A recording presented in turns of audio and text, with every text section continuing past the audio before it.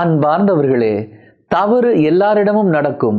ஆனால் தவறு நடந்த பிறகு அடுத்தவர்களை பார்த்து தன்னை அவர்களோடு ஒப்பிட்டு எல்லாரும் இதைத்தானே செய்கிறாங்க, நான் ஒன்றும் பெருசாக செஞ்சிடலையே அப்படின்னு தனக்குத்தானே நியாயம் வழங்கி கொள்வது இன்னொரு தவறை கூட்டுமே தவிர வாழ்க்கையில் முன்னேறுவதற்கு வழிவகுக்காது.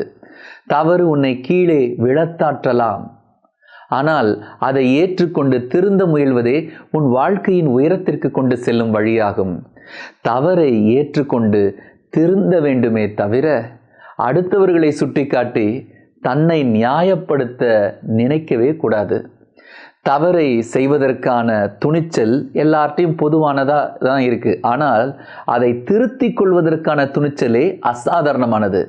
பைபிளில் வாசிக்கிறோம். நீதிமொழிகள் 28ஆம் அதிகாரம் 13ஆம் வசனம், தம் குற்றப்பழிகளை மூடி மறைப்பவரின் வாழ்க்கை வளம் பெறாது, அவற்றை ஒப்புக்கொண்டு விட்டு விடுகிறவர் கடவுளின் இரக்கம் பெறுவார். எங்கள் அன்பு ஆண்டவரே, ஏற்றுக்கொள்வதற்கான துணிச்சலை தாங்க, ஒப்புக்கொள்வதற்கான துணிச்சலை தாங்க, விட்டு விடுறதுக்கான துணிச்சலை தாங்க, வழி நடத்துங்க, பொறுப்படுத்திக் கொள்ளுங்க.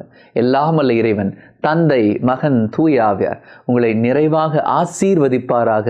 ஆமென். God bless you.